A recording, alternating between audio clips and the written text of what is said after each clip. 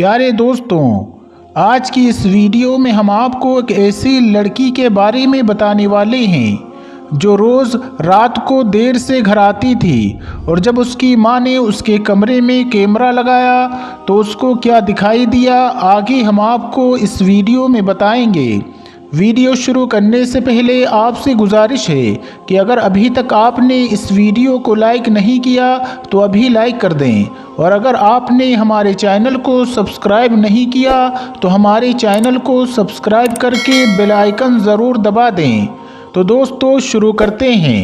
दोस्तों, हज़रत अली ने एक बार एक कब्र वाले का हाल बयान फरमाया और बताया कि कब्र वाले पर आग का अजाब हो रहा है।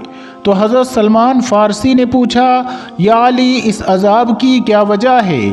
तो मौला अली ने फरमाया कि ये शख्स अपनी माँ का नाफरमान था और ज़िंदगी में अपनी माँ को तकलीफ़ देता था, इसलिए इसकी कब्र में आग का अजाब हो रहा है और ये उस वक्त तक जारी रहेगा जब तक इसकी माँ इसे माफ़ ना कर दे। दोस्तों, अल्लाह के प्यारे नबी हज़रत मोहम्मद मुस्तफ़ा सल्लल्लाहु ताला अलैहि वसल्लम ने फरमाया कि वालिदैन का नाफरमान अगर रोज़ा रखे और नमाज अदा करे यहाँ तक कि वो इससे मुनफरीद बन जाए, मगर वो इस हाल में मरे कि उससे उसके माँ बाप नाराज़ हैं, तो अल्लाह से इस हाल में मुलाकात करेगा कि अल्लाह उस पर शदीद गज़बनाक होगा। हुज़ूर पाक सल्लल्लाहु ताला अलैहि वसल्लम ने फरमाया कि मेराज की रात मैंने कुछ लोगों को आग की शाखों से लटके हुए देखा। मैंने जिब्राईल अलैहिस्सलाम से पूछा कि ये कौन लोग हैं? उन्होंने कहा कि ये वालिदैन के नाफरमान लोग हैं। हुज़ूर पाक सल्लल्लाहु ताला अलैहि वसल्लम ने फरमाया कि जिसने वालिदैन को गाली दी तो जहन्नम में उसके सर पर इतने कतरे गिरेंगे जितनी गिनती में आसमान में ज़मीन पर बारिश की सूरत में गिरते हैं। हम अल्लाह ताला से जहन्नम और उसके अज़ाब और उसके ऐसे आमाल से पनाह मांगते हैं जिससे जहन्नम में दाखिल हों। हुज़ूर पाक सल्लल्लाहु ताला अलैहि वसल्लम ने फरमाया कि मुझे किसी भी अज़ाब ने इतना रंज में नहीं डाला जितना माँ बाप के अज़ाब ने रंज में डाला है। दोस्तों, अब आपके सामने एक ऐसी लड़की की दास्तान पेश की जाएगी जो अपनी माँ की नाफरमान थी और इसी नाफरमानी ने उसे ऐसे गहरे कुएं में ढकेल दिया जिससे वापस आना नामुमकिन था। दोस्तों, आपने अक्सर देखा होगा कि अक्सर जो शख्स वालिदैन का नाफरमान हो और उनका कहना ना मानता हो तो वो दुनिया में भी जलील और रुसवा हो जाता है। माली या जिस्मानी तौर पर किसी न किसी ऐसी मुश्किल में गिरफ्तार हो जाता है कि फिर उसकी ज़िंदगी में तबाही ही तबाही होती है। दोस्तों, इसी तरह एक लड़की जिसका नाम निशा था, निशा के माँ बाप एक साथ में रहते थे, लेकिन कुछ दिनों के बाद निशा के माँ बाप में लड़ाई होने लगी और फिर एक दिन दोनों का तलाक हो गया। तलाक के बाद निशा की माँ निशा को लेकर दूसरे शहर में चली गई और अपनी बेटी के साथ में रहने लगी, लेकिन वालिद के ना होने की वजह से निशा का मिजाज दिन ब दिन बिगड़ता चला गया। अक्सर अपनी माँ की बातों को नज़रअंदाज करने लगी। बेटी अभी पढ़ाई कर रही थी, लेकिन उसने कॉलेज में पहुँचने के बाद पढ़ाई छोड़ दी क्योंकि घर के खर्च नहीं चल रहे थे, क्योंकि घर में कोई कमाने वाला नहीं था। इसी दौरान उसने एक जगह पर नौकरी कर ली। माँ इस बात से खुश भी हो गई कि बेटी पैसे कमाने लगी है। बेटी की कमाई से घर के हालात तो सुधरने लगे, लेकिन दूसरी तरफ माँ परेशान थी कि बेटी देर रात घर आती है। माँ ने इस बारे में बेटी से बात करने को सोचा, लेकिन माँ के दिल में ख्याल आया कि प्राइवेट जॉब है, देर हो जाती होगी, लेकिन माँ को ये बात हमेशा सताती रहती थी। एक दिन निशा की माँ ने निशा से पूछ लिया कि बेटी, तुम्हारा काम तो जल्दी ख़त्म हो जाता है, लेकिन तुम इतनी देर से क्यों वापस आती हो? जल्दी वापस आ जाया करो, मोहल्ले वाले उल्टी सीधी बातें करते हैं। निशा ने कहा, माँ, तुम मोहल्ले वालों की बात करते हो, उस वक्त मोहल्ले वाले कहाँ थे? जब हम लोगों के पास खाने पीने को पैसे नहीं थे। अगर हम काम नहीं करेंगे तो हमारा खर्चा कैसे चलेगा।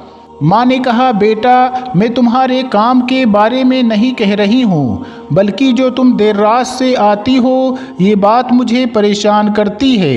निशा ने माँ की एक न सुनी और अपने कमरे में चली गई। माँ की परेशानी दिन ब दिन बढ़ती जा रही थी। इसी परेशानी को लेकर माँ ने अपने घर में कैमरा लगवा दिया ताकि वो देखे कि बेटी कब आती जाती है। निशा को जब इस बात के बारे में पता चला कि माँ ने उसके लिए सीटीसी कैमरा लगवा दिया है तो निशा इस बात पर बहुत गुस्सा हुई और अपनी माँ से कहने लगी कि आपको अपनी बेटी पर यकीन नहीं है। माँ, तुम मुझ पर शक करती हो। इस बात को लेकर निशा अपनी माँ से इतनी नाराज़ हुई कि फिर निशा घर से भाग गई। माँ परेशान हो गई कि बेटी कहाँ चली गई है, लेकिन माँ ने इस बारे में किसी को नहीं बताया। सोचा जब गुस्सा उतर जाएगा तो वापस घर आ जाएगी।